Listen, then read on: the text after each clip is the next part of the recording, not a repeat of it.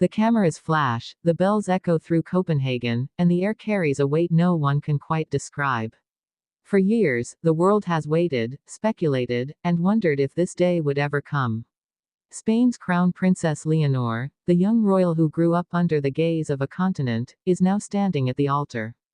But here's the twist no one saw coming: it isn't just a royal wedding.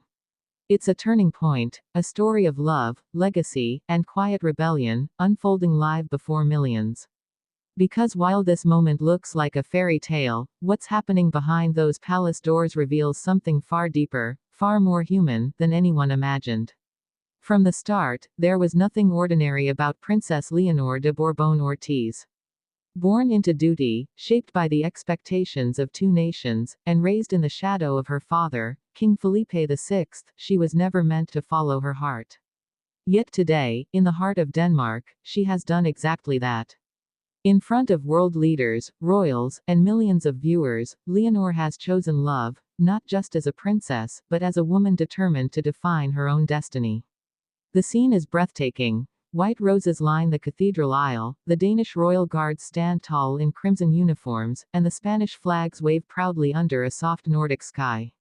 The sound of strings fills the air as Leonor enters, her gown glimmering like moonlight, a blend of Spanish tradition and Danish modernity. Designed by one of Spain's most iconic couturiers, it's more than a dress, it's a statement of unity. But as her steps echo across the marble floor, you can almost feel the emotion ripple through the crowd. Some smile. Others wipe away tears. Even those who doubted her are silent now.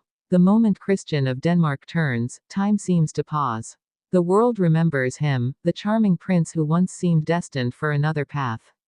Yet here he stands, eyes locked on Leonor, as if every royal expectation has vanished in that single instant. Their hands meet. Their eyes tell the rest. But behind this perfect scene lies a storm of royal tension. For months, both palaces worked tirelessly to bridge cultural divides and political sensitivities. The union of Spain's future queen and Denmark's young prince was never a simple matter of love. It was diplomacy, centuries of tradition colliding with a new generation's defiance. Even as the royal families smiled for the cameras, quiet disagreements stirred beneath the surface. Who would take precedence? How would the heirs be raised? Would Leonor eventually rule Spain, or choose a quieter life beside her husband in Copenhagen? These are questions that remain unanswered, yet, somehow, they make the story even more compelling. As the vows begin, Leonor's voice trembles, but her words carry the strength of a woman who understands the weight of her crown. She speaks of loyalty, compassion, and freedom, values her mother, Queen Letizia, instilled in her from a young age. When Christian responds, his voice breaks slightly, revealing a side of the Danish prince that few have ever seen: humble, human, and deeply in love. The audience is transfixed. From Madrid to London, from New York to Sydney, screens light up with the same moment, a royal ceremony that feels almost cinematic in its perfection. Social media erupts. The wedding of the century, some call it. The rebirth of European royalty, others claim. Yet beneath all the glamour and grandeur, there's something simpler, a universal truth about love, courage, and the power of choosing one's own path. But the story doesn't end at the altar. Because what follows, the royal reception, becomes an even more extraordinary scene. Inside the glittering halls of Amalienborg Palace, the Spanish and Danish families finally come together. Queen Margrethe II, regal and smiling, raises her glass to toast the young couple. King Felipe stands beside her, his hand briefly touching her arm, a small gesture, but one that speaks volumes about mutual respect and the uniting of two dynasties. Even Queen Letizia, known for her poised composure, allows her eyes to glisten with pride. She's watching not just her daughter's happiness, but the beginning of a new era, one where royalty feels real again, grounded in emotion, not protocol. As the night deepens, the first dance begins. Leonor and Christian move slowly under the chandeliers, surrounded by candlelight and history. The music, soft and timeless, carries an almost cinematic weight. Around them, guests whisper, some in disbelief, others in pure admiration. It's a rare royal event that doesn't feel staged.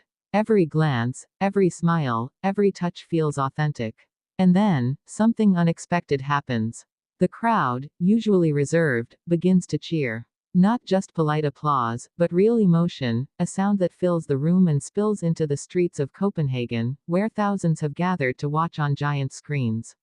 It's as if the world has been reminded of something simple yet profound, that even those born into crowns and ceremony crave the same love, fear, and hope as the rest of us. But behind the magic, there's still mystery. What will this union mean for the future of Spain's monarchy? Will Leonor continue her royal duties, or will her life in Denmark reshape her destiny? Will the two royal houses grow closer, or will quiet rivalry linger in the background? Every royal watcher, historian, and journalist has a theory.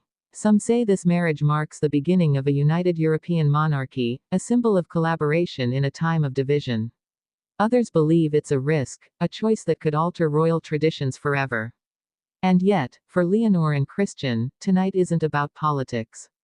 It's about love, real, vulnerable, and unfiltered.